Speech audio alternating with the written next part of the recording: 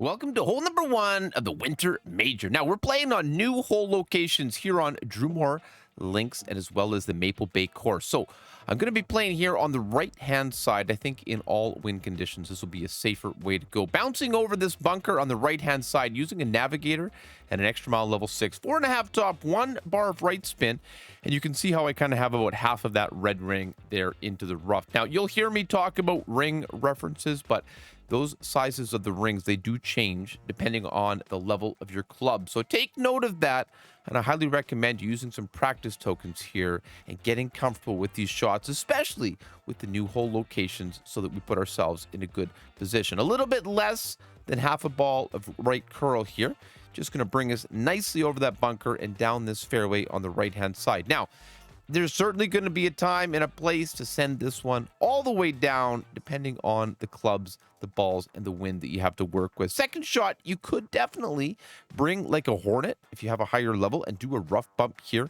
But I actually think the bounce over shot like this or the backspin shot just has such can be the way to play. It really just depends on the distance of your shot here. But this is ultimately this bounce backspin shot that I'm going to play with. You'll see we don't really need a ton of backspin here because we got that headwind. If you had a tailwind here, you'd actually need to use a little bit more. So again, if you had a power 3 ball here or, you know, just a basic ball, anything, all those different variables are going to change the club reach and if you're going to be in between clubs there or not. So perfect away, lots of time on the clock. I hope you guys have fun in the major. That's what it's really all about. And I hope you get a chance to stop by the stream. We'll definitely be working to drop those live. All right, so this time on the Maple Bay course, we're setting up for the par 5 with a Titan and a quarterback. 4 bars of top spin, 2 bars of left spin, and you notice I have that left edge of the blue ring touching the left rough. Now, if we didn't have headwind here, I would just adjust normally and hit this ball, but I'm pushing about 2 to 3 rings of overpower, so we're going to give it 2 to 3 rings of overpower now and try to get this one beautifully down the middle of the fairway. I'm using the quarterback here because this is skinny, and the extra mile in a low level with the great ball, that could put this shot way off of line. Second shot here, we're going to still be playing it with the sniper, and I think they did a better job moving some of these signs out of the way. Seems that we can play through them, so that's very, very nice. 4 bars of top spin, 2 bars of left spin here, and we're going to play that second bounce rough bump. You notice how that second bounce, it's about, I don't know, not very far from the top of the rough. That's into the headwind. Tailwind, I'd leave that, you know, a little bit further back towards the water. So you kind of have to play on your toes, and you need to find what wind you're going to have in the live tournament play and adjust accordingly.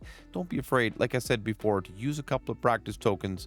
Get yourself comfortable and really give yourself a chance to get those booms. Starting off your round with a couple of drops is absolutely going to make things even better moving forward. So I wish you lots of luck. There's going to be some booms in this video. This one's going to come in oh so close. But I think this is going to make for a very, very nice setup for everyone. All right, so hole number 3, this is our first par 3. And, you know, you could play the little bounce over here. It's fine. It's doable. But I think we're really trying to go for broke here. We want to try to get the win, get the dub. So I'm going to show you how to play the rough bump here. About 0.5 bars of top spin, 1 bar of left spin with the backbone and the katana ball. And I was using the katana just to set up shots here. And as you can see, this gives you a decent looking line to the pin. Now, with that right to left wind, this does play a little bit nicer because I'm not pulling down into the bunker. I always talk about that, but it can really throw shots off and make it difficult to find consistency.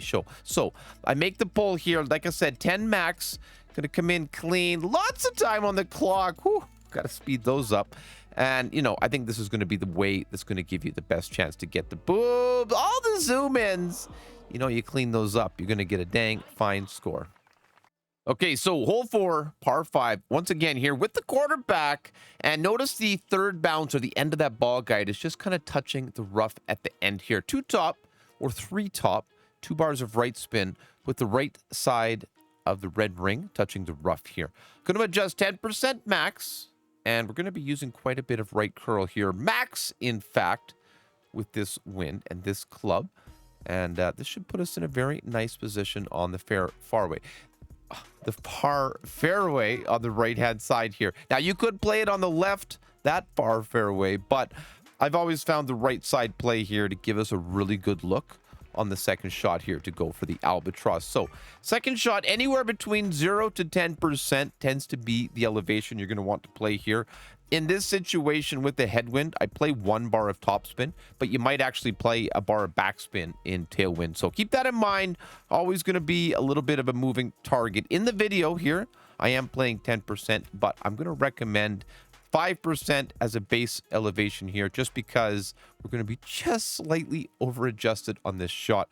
Not that bad, though. I think there's a couple of really good opportunities to get the drops on this course. And I know there's new hole locations, but they haven't changed, I think, that much. There's definitely a few tougher spots than others, depending on the wind they give us. So I think it'll be a good major. I think it'll be fun. And it's going to be nice to see these courses in a different way. Hopefully, we're going to see some brand new courses in 2024, though. I'm definitely looking out for that. So comes in very, very nicely. A little bit slow. But I'm telling you, this is going to be a lot of drops. Hole number 5. This par 4 actually reminds me a ton of hole number 1.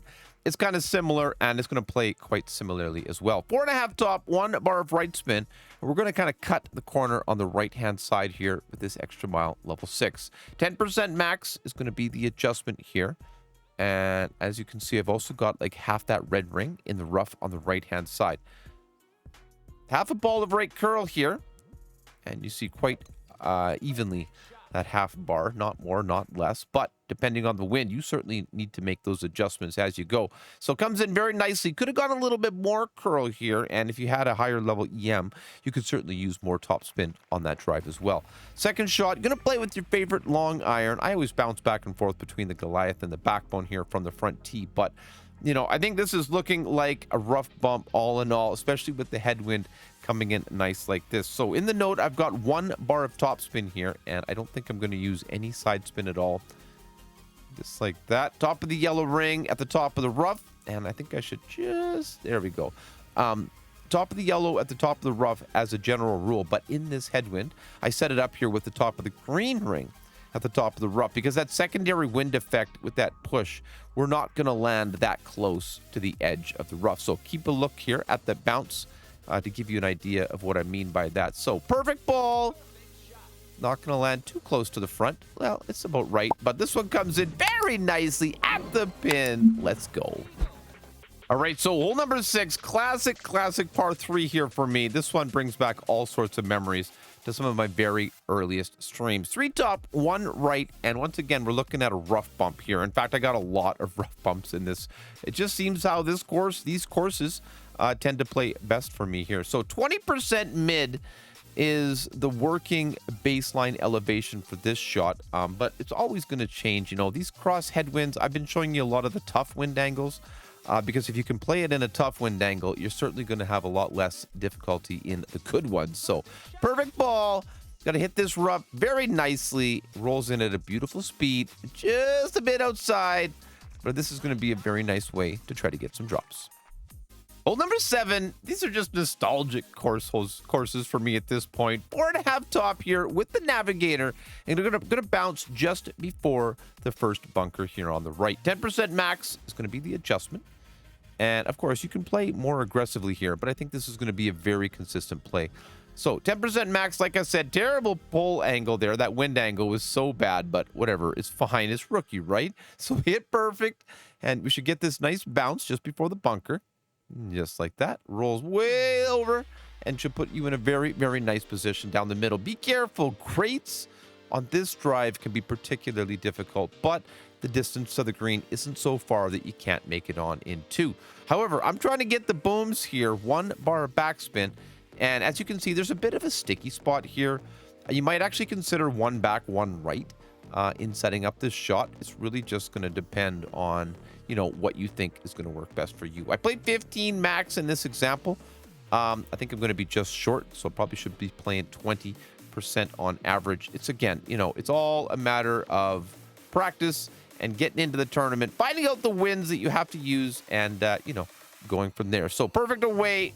Every time you get a thorn in your hands, you're giving yourself a good chance to a drop. This one again with the camera zooming in. but you know, this one's going to be all over it. All right, so hole number 8, this is my favorite new hole position. I think this actually makes this hole much better to work with. 1 bar of backspin with my navigator and my backbone level 9 here. And I'm just kind of lining up that ball guide at the hole and trying to find this nice little line there. The previous hole location, a minor grate left, and you had to put that thing in the rough. So this one here, baby grates left and right wasn't a problem. Always trying to get perfect, though. I think that's the #1 plan. I think there's a bit of a rough bump you could work with here. You know, there's a few different ways you can set up this shot, but this is a very straightforward method. Perfect should be safe every single time. It's going to give you a very good chance to get some drops here. Come on, baby. I got something special for you on hole number 9. Hole number 9, you could definitely play left. You could definitely play right. I think right-hand side is going to be slightly more popular. But again, it just depends on your preference. I'm playing the katana here with my EM level 6, 4.5 bars of topspin, and I'm just looking to get this one directly down the middle of the fairway. Nice to have a good wind on this one, but you know, you can definitely do this shot with any other situation. Direct headwind, you could set up with the katana and then switch it to a Titan, and you'll have room to adjust. Perfect away. You could use a little bit of overpower here if you're comfortable, but there's really no need to put yourself in danger. Keep it in the short stuff, down the fairway. It's going to give you your best possible chance to get the drop here on the second shot.